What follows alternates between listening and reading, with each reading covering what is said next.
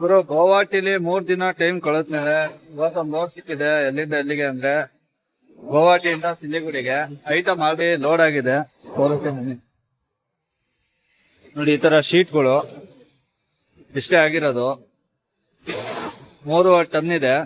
ಇಲ್ಲಿಂದ ಸಿಲಿಗುಡಿ 450 ಕಿಲೋಮೀಟರ್ ಇದೆ. 9,000 ಬಾಡಿಗೆ. ಲೋಡ್ ಎಲ್ಲ ಆಗಿದೆ. ಬಿಲ್ ಬರ್ಬೇಕಷ್ಟೇ. ಬನ್ನಿ, ಬಿಲ್ ಬಂದ್ಮೇಲೆ ಸಿಗ್ತೀನಿ.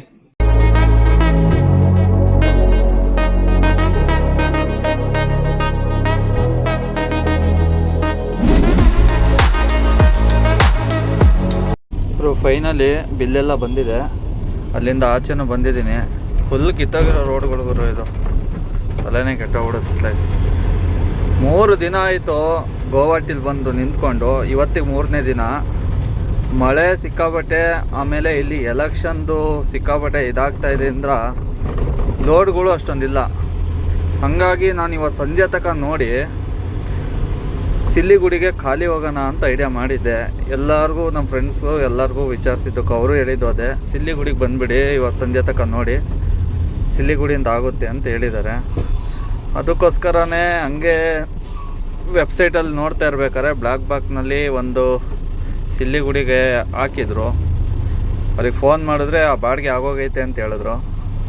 ಮತ್ತೆ ಅವರೇ ಫೋನ್ ಮಾಡಿ ಇನ್ನೊಂದು ಐತೆ 3 ಟನ್ದು ಹೋಗ್ತೀರಾ ಅಂದರು. ಹೋಗ್ತೀನಿ ಅಂದೆ. ಇಲ್ಲಿ ರೆಗ್ಯುಲರಾಗಿ ಸಿಲಿಗುಡಿ ಗೋವಾಟಿಯಿಂದ ಸಿಲಿಗುಡಿಗೆ 10,000 ರೂಪಾಯಿ ವಿತ್ ಕಮಿಷನ್ನು. 1,000 ರೂಪಾಯಿನೋ 800 ರೂಪಾಯಿನೋ ಕಮಿಷನ್ ತೊಗೊತಾರೆ. ನನಗೆ 9,000 ರೂಪಾಯಿ 2 ಕಡೆ ಅಂದರೆ ಸಿಲಿಗುಡಿಗಿಂತ ಒಂದು 50 ಕಿಲೋಮೀಟ್ರು ಹಿಂದೆನೇ, ಅಂದರೆ ಸಿಲಿಗುಡಿ ಎಂಟ್ರಿ ಆಗೋ ಒಂದು 50 ಕಿಲೋಮೀಟ್ರು ಹಿಂದೆನೇ ಒಂದು ಪಾಯಿಂಟು. ಆಮೇಲೆ ಸಿಲಿಗುಡಿ ಒಳಗಡೆ ಒಂದು ಪಾಯಿಂಟ್ ಕೊಟ್ಟಿದ್ದಾರೆ. ಅಂದರೆ ಒಂದು 500 kg ಮೆಟೀರಿಯಲ್ ಇದೆ first point. Second point 3 ton 300 kg ಇದೆ. ಇವೆಲ್ಲ ಸೇರಿ ಟೋಟಲು 9,000 ರೂಪಾಯಿ ಬಾಡಿಗೆ. ಖಾಲಿ ಹೋಗೋದಕ್ಕಿಂತ ಹಾಕ್ಕೊಂಡು ಹೋಗೋದು ಬೆಸ್ಟು ಅಂದ್ಬಿಟ್ಟು ಡೀಸೆಲ್ಗಾರ ಆಗಲಿ ಅಂತ ಹೋಗ್ತಾ ಇದ್ದೀನಿ. ಹೆಂಗೆ ಅಂದರೂ ಒಂದು 5,000 ರೂಪಾಯಿ ಡೀಸಲ್ಲು, 1,500 ರೂಪಾಯಿ ಟೋಲು, ಊಟ ಖರ್ಚು ಅದು ಇದು ಅನ್ನೋ ವರ್ಷದಲ್ಲಿ ಈಗ ನಾಳೆ ಎಲ್ಲ ನಾಡ್ದಿಗೆ ಊಟಕ್ಕೆಲ್ಲ ಆಗ್ಬಿಡುತ್ತೆ ಕರೆಕ್ಟಾಗಿ ಆ ಲೆಕ್ಕ ನೋಡಿದ್ರೆ. ಹಂಗಾಗಿ ಹಾಕ್ಕೊಂಡು ಹೋಗ್ತಾ ಇದ್ದೀನಿ. ಇನ್ನೂ ಪೇಮೆಂಟ್ ಆಗಿಲ್ಲ. ಇಲ್ಲೆಲ್ಲರ ಮುಂದೆ ಬಂಕ್ ಹತ್ರ ಹಾಕ್ಕೊಂಡು ಕುತ್ಕೊಳ್ಳೋಣ. ಪೇಮೆಂಟ್ ಹಾಕಿದ ತಕ್ಷಣ ಬಿಡೋಣಂತೆ. ನಾಳೆ ಸಂಡೇ ಬೇರೆ. ಫಸ್ಟ್ ಪಾಲ್ಟಿಗೆ ಫೋನ್ ಮಾಡಿದ್ರೆ ಇರೋದೇ 500 kg. ನಾಳೆ ಹೆಲ್ಪರ್ಗಳು ಸಿಗೋದು ಕಷ್ಟ ಇದೆ. ನೋಡೋಣ, ಬನ್ನಿ ಟ್ರೈ ಮಾಡ್ತೀನಿ ಅಂತವನೇ. ಏನು ಮಾಡೋದೋ ಏನೋ. ನನ್ನ ಲೆಕ್ಕಾಚಾರದಲ್ಲಿ ನಾಳೆ ಭಾನುವಾರ ಅನ್ಲೋಡ್ ಆಗೋಯ್ತು ಅಂದರೆ ಸೋಮವಾರ ಟಕ್ ಅಂತ ಲೋಡ್ ಆಗುತ್ತೆ ಟ್ರಾನ್ಸ್ಪೋರ್ಟ್ ಹತ್ರ ಹೋದರೆ. ಈಗ ಸೋಮವಾರನೇ ಅನ್ಲೋಡಿಂಗ್ ಆಗ್ಬಿಟ್ರೆ ಒಂದಿನ ವೇಸ್ಟ್ ಆಗಿಬಿಡುತ್ತೆ ಅಂತ ಯೋಚನೆ ಮಾಡ್ತಾಯಿದ್ದೀನಿ. ನೋಡೋಣ ಹಿಂಗಾಗುತ್ತೆ ಹಂಗೆ ಮಾಡೋಣಂತೆ. ಬನ್ನಿ ಈಗ ಸೀದಾ ಯಾವ್ದಾದ್ರು ಪೆಟ್ರೋಲ್ ಬಂಕ್ ಹತ್ರ ಹಾಕ್ಕೊತೀನಿ. ಪೇಮೆಂಟ್ ಬಂದಮೇಲೆ ಬಿಡೋಣಂತೆ. ನೋಡ್ತಾ ಇರ್ಬೋದು ಜಿಯೋ ಪೆಟ್ರೋಲ್ ಬಂಕಲ್ಲಿ 5,500 ರೂಪಾಯಿ ಡೀಸೆಲ್ ಹಾಕ್ಸಿದ್ದೀನಿ ಸದ್ಯಕ್ಕೆ. ಇಲ್ಲಿಂದ ಬಿಡಬೇಕು. ಅವನು ಪೇಮೆಂಟಿಂದ ಇತ್ತತ್ತಿನ ಅಂತ ಓದೋನು ಬರಲೇ ಇಲ್ಲ. ಬರೀ 7,500 ಅಡ್ವಾನ್ಸ್ ಹಾಕೋನಿವರು. ಏನು ಮಾಡೋದೇನೋ ಗೊತ್ತಿಲ್ಲ. 9,000 ರೂಪಾಯಿ ಖರ್ಚೇ ಐತೆ. ಬನ್ನಿ ಇಲ್ಲಿಂದ ಪೇಮೆಂಟ್ ಮಾಡಿ ಹೋಗ್ಬಿಡೋಣ. ಟೈಮ್ ಬಂದು 7:41 ಆಗಿದೆ. ರಾತ್ರಿ ಸಿಕ್ಕಾಬಟ್ಟೆ ಅಂದರೆ ಸಿಕ್ಕಾಬಟ್ಟೆ ಮಳೆ. ಹಂಗಾಗಿ ಒಂದು 60 ಕಿಲೋಮೀಟ್ರ್ ಅಷ್ಟೇ ಹೊಡಿಯೋಕ್ಕಾಗಿದ್ದು. ಅಲ್ಲೇ ಡಾಬಾ ಹತ್ರ ಊಟ ಮಾಡೋಣ ಅಂತ ನಿಲ್ಲಿಸ್ಕೊಂಡೆ. ಊಟ ಮಾಡಿ ಅಲ್ಲೇ ಮನಿಕೊಂಬಿಟ್ಟಿದ್ದೀನಿ. ಇವಾಗ ಜಸ್ಟ್ ಒಂದು 10-15 ನಿಮಿಷ ಆಯಿತು ನಾನು ಎದ್ದು. ಇಲ್ಲಿಂದ ಇನ್ನೂ 250 ಕಿಲೋಮೀಟ್ರ್ ಐತೆ ಸಿಲಿಗುಡಿ. ಅದರಲ್ಲಿ ಮೊದಲನೇ ಪಾಯಿಂಟು 175 ಕಿಲೋಮೀಟ್ರ್ ಐತೆ ಇಲ್ಲಿಂದ. ಇನ್ನು ಬಾರ್ಡ್ರ್ ಬಂದು ಶ್ರೀರಾಮ್ಪುರ ಬಾರ್ಡ್ರು ಒಂದು 50 ಕಿಲೋಮೀಟ್ರ್ ಇರ್ಬೋದು ಅಷ್ಟೇ. ಕರೆಕ್ಟಾಗಿ ಅನ್ಲೋಡಿಂಗ್ ಪಾಯಿಂಟ್ಗೆ 12:30 ತೋರಿಸ್ತಾ ಇದೆ ಟೈಮು.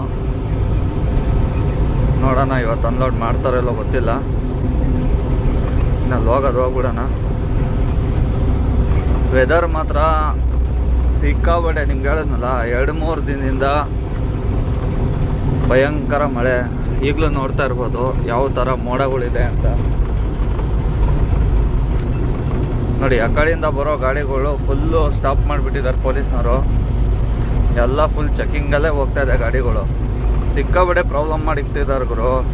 ಎಲೆಕ್ಷನ್ ಟೈಮಲ್ಲ ಸಿಕ್ಕಾಬಡೆ ಚೆಕಿಂಗ್ ನಡೀತಾ ಇದೆ ನೋಡಿ. ಇಷ್ಟು ಲೈನು ಎಲ್ಲಿಂದ ಎಲ್ಲಿ ತನಕ ಇದಾಗಿದೆ ಅಂತ. ಪ್ರತಿಯೊಂದು ಹಂತದಲ್ಲೂ ಚೆಕಿಂಗ್ ಹೋಗೋರು. ಈಗ ಇವರೇ 3 ಕಡೆ ಚೆಕಿಂಗ್ ಮಾಡ್ಕೊಂಡು ನೋಡಿ ಅಲ್ಲಿ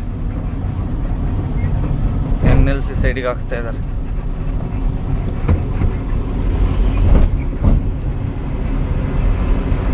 ಯಾವ ಗಾಡಿನೂ ಬಿಡ್ತಾ ಇಲ್ಲ.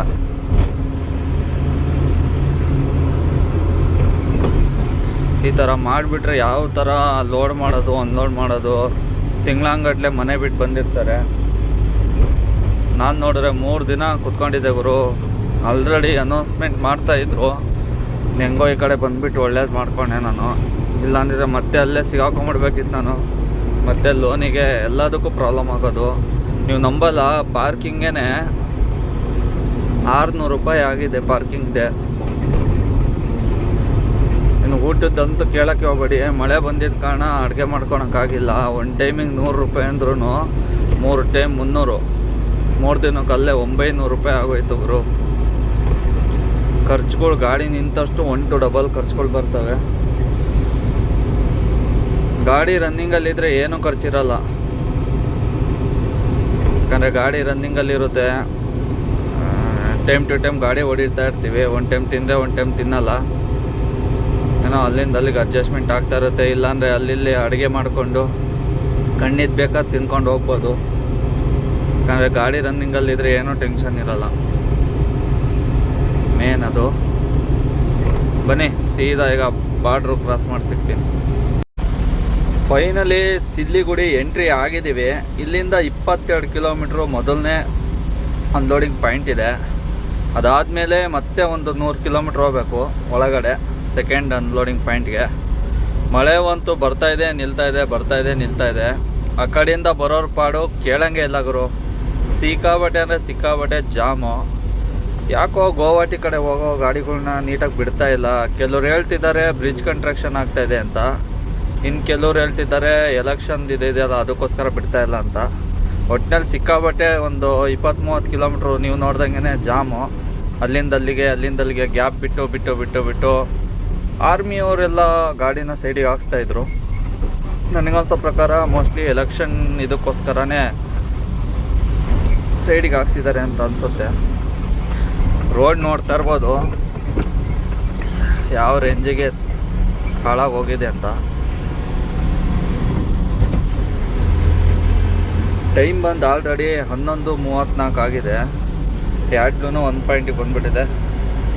ನೋ ಟೆನ್ಷನ್ನು. ಬೇಜಾನ್ ಶೋರೂಮ್ಗಳಿದ್ದಾವೆ. ಇಲ್ಲಿಂದ ಆರಾಮಾಗಿ ಹಾಕ್ಕೊಂಡು ಹೋಗ್ಬೋದು. ಸೀದಾ ಫಸ್ಟ್ ಪಾಯಿಂಟಿಗೆ ಹೋಗೋಣ. ಏನೋ ಪಾಲ್ಟಿ ಪದೇ ಫೋನ್ ಮಾಡ್ತಾವ್ರೆ.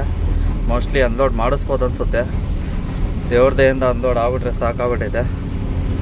ಸೀದಾ ಟ್ರಾನ್ಸ್ಪೋರ್ಟ್ ಹತ್ರ ಹಾಕ್ಕೊಂಬಿಡೋಣ ಹೋಗ್ಬಿಟ್ಟು ಗಾಡಿ. ಇವರೇನೋ ಅನ್ಲೋಡ್ ಮಾಡಿ ನೆಕ್ಸ್ಟ್ ಪಾರ್ಟಿನೇನು ಅಲ್ಲೇ ಸಿಲ್ಲಿಗುಡಿ ಒಳಗಡೆನೇ ಅಲ್ವಾ.